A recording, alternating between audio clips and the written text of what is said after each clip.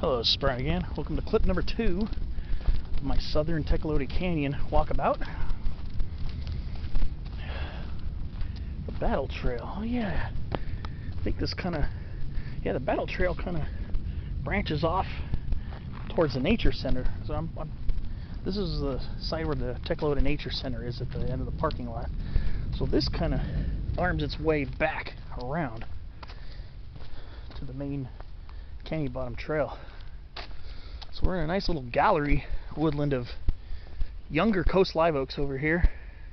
These are very young trees. They're very young trees, really. But boy, they provide a really nice cool shade. It's kind of warm and balmy outside in the sun.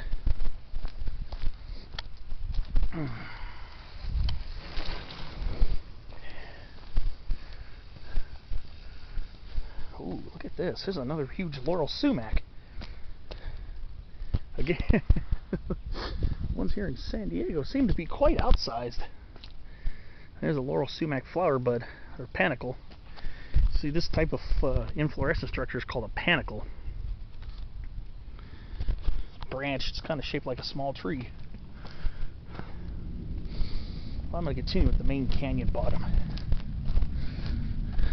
There are some spots here off on the side that are pretty. Here's another Laurel Sumac. Smooth grayish bark. It's kind of got some green algae on it because it's shadier here and it stays wet longer after it rains or fog drips. Of course, also means poison oak is going to be aplenty.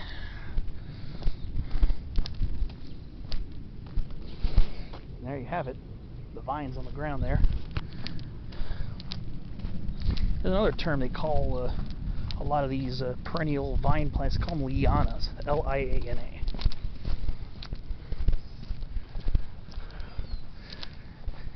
It's another term for vine. I believe it's more for woody vines, I think. But I've heard that term liana, L-I-A-N-A, tossed around a few times. So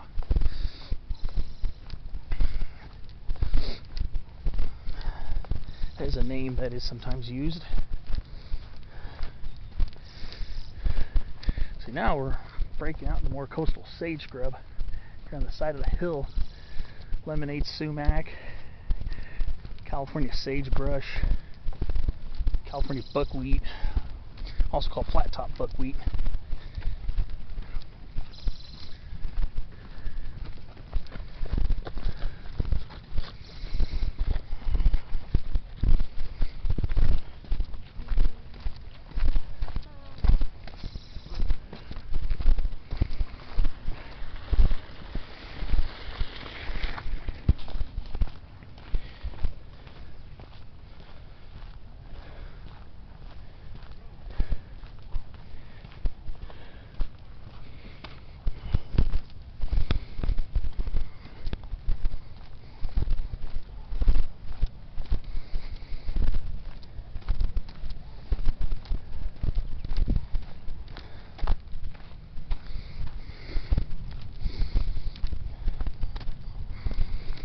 Very nice over here. So yeah, if you want to see big Laurel Sumacs, usually these low-lying areas, lower-lying portions of the canyons, probably where there's a better soil profile for them to dig really deep. Laurel Sumacs, as it is, these guys dig very deep into the soil with their roots. They go tens of feet down. When they get down to these lower lying canyons and washes, they can really dig super deep into the soil profile. The soil is a lot of times better developed and deeper, so they can do that. That's why they seem to get quite large here in the bottomlands, which I find is very fascinating.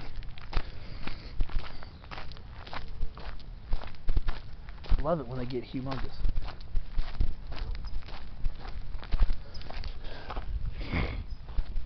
That's up towards the mesa there. Looks like this is a neighborhood access point right here. Let's see. More mule fat. Backward salicifolia.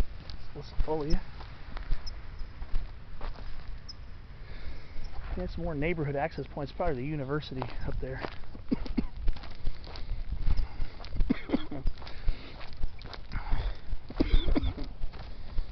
So students after their classes or between classes can dip down in here and get a little fresh air.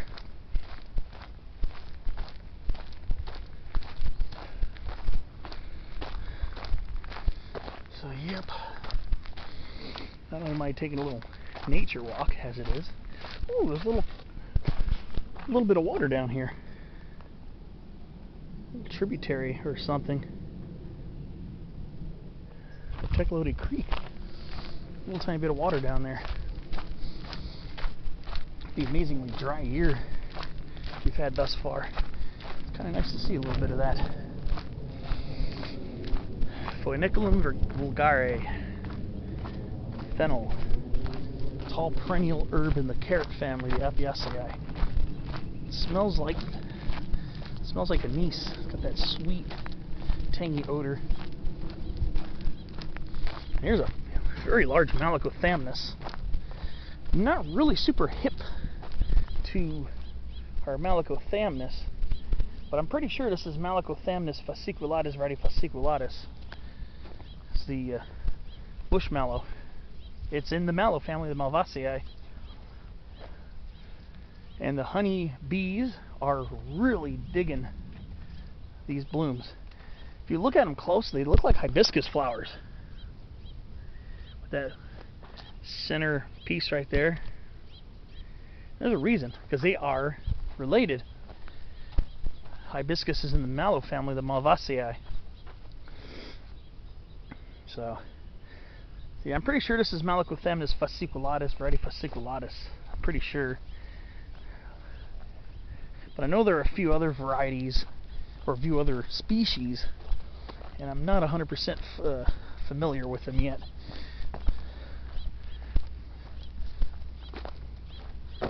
There are a few other species that grow here. I really don't know that well, unfortunately. And pretty soon we're going to be coming up on a quite lustrous riparian corridor. Things are about to get pretty interesting over there as well. Very large poison oak thicket right there.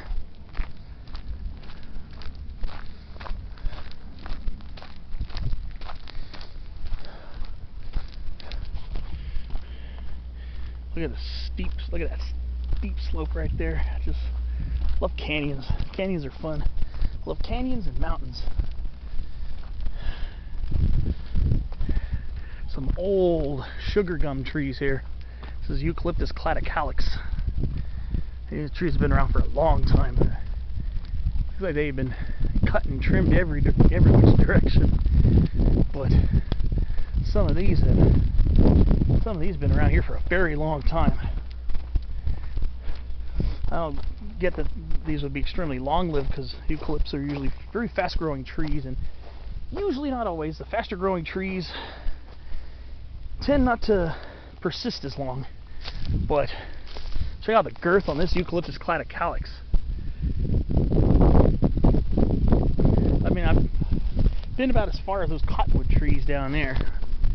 I'll be going over there momentarily, but just look how huge the trunk is on this sugar gum from Eucalyptus cladocalyx, South Australian tree. These trees, even here, non-native habitats here in Southern California, have been known to get over 100 feet tall. I'm pretty sure much taller in their native Australia. But they have been known to get quite large, even here in their non-native Southern California. They can get quite large and lustrous as well. And despite the fact that essential oils and eucalyptus leaves are allelopathic, in other words, discourages a lot of competing growth from getting established. For some reason, our lemonade sumacs really could care less. They just seem to do just fine underneath these eucalypts. Here's a young sugar gum right here. Starting to get flower buds on it. The young Eucalyptus cladocalyx right there. I've actually germinated Eucalyptus cladocalyx seeds once. I had quite a few germinate. Not extremely hard. And yeah, they can be very fast growing trees. Really neat. Well, I have a soft spot for eucalyptus. When you grow up in Southern California, in the lowlands, you're going to see them a lot planted here.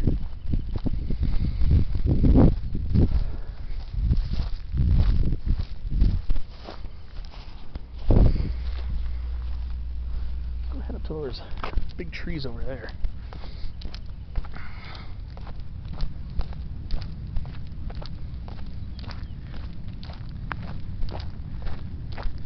Some very lush trees up ahead. Here's a plant you never want to mess with. Right here. Conia maculatum. This is poison hemlock. This is a plant that Socrates purportedly drank to end his life. Maculatum comes from the spotted, means spotted. The stems kind of have little purple splotches on it. So it's not fennel. It's related to the fennel. It's in the Apiaceae, the carrot family. But you don't want to mess with it. Here's a very common non-native as well. Yeah, by the way, poison hemlock's not native either, but this appears to be Acacia cyclops.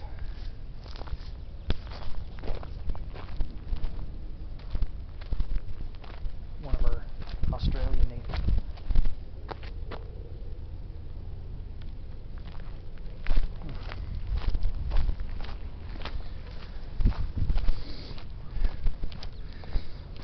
So I got a little distracted. There was something moving around in the trees. I wonder if it was going to be some wildlife that I was going to be able to get on the camera.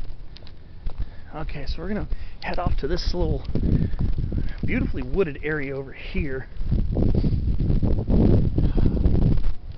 I always love the vibe of these little canyons. Yes, they're surrounded by development and urbanization, but it just means you more quickly get into it. You just dip out from your house and dip down a canyon. So we're coming up to a very nicely wooded section right here. It's about as far as I went the one time I visited this area. But some large deciduous trees.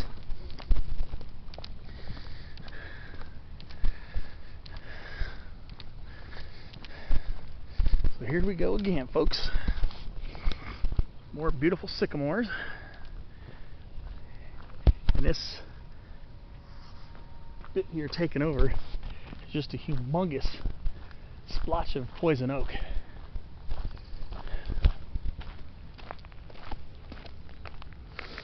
Here we are.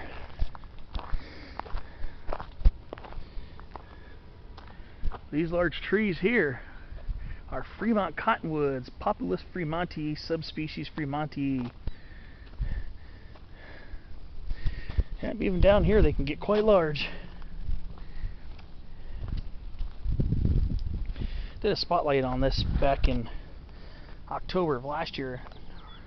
Found some near the Chalao Visitor Center in Angeles National Forest. A very widespread southwestern tree. Very widespread tree. Come at the right time of the year, these trees are golden yellow. Absolutely brilliantly colored in fall. Especially where nights get colder.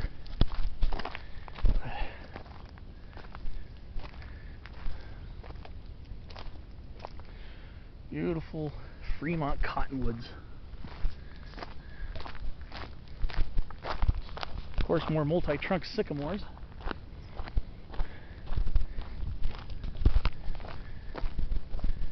Yeah, love these wooded areas.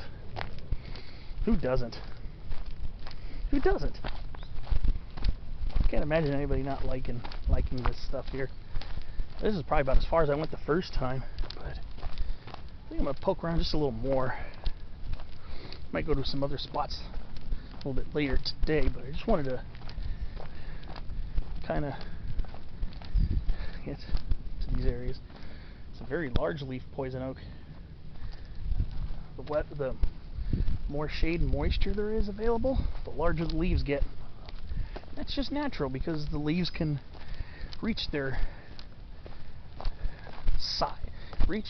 optimal size and more optimal conditions. You see poison oak and other plants in more exposed areas, and their leaves are tiny.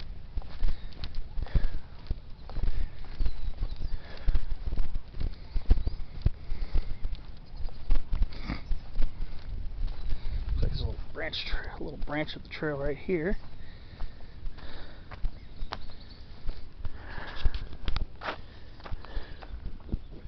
Let's see.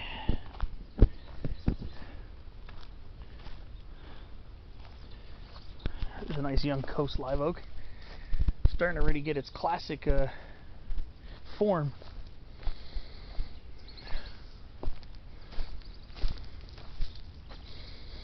Ooh, a spiny redberry, a very tall one, Rhamnus crocea. That one's taller than me. And like 5'7", 5'8". Between 5'7" and 5'8". I think I shrank a little over the last few years. A pretty decently tall Rhamnus crocea. Wow. Ever since I moved back from Orange County, I see Rhamnus crocea a whole lot more. I've seen it a lot more here in San Diego County.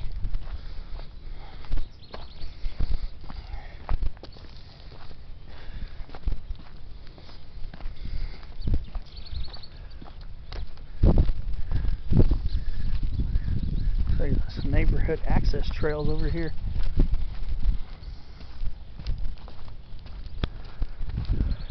Ooh, agave americana.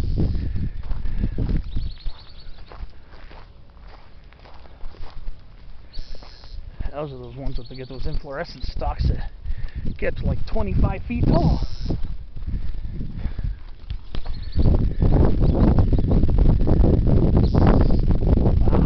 Yeah, those get pretty impressive. And it's one of those that forms in multiple clumps of rosettes. Because each rosette that flowers and sets seed or sets bulbils, which are miniature plants that are produced instead of fruits, depending on if it gets pollinated. Bulbils, after it sets bulbils or fruits, it dies off. Just curious where this leads.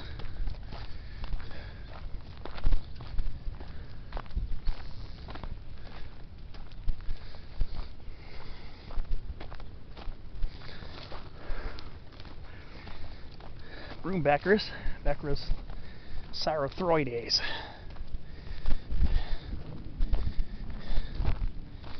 Some tall poison oaks. Gray bark.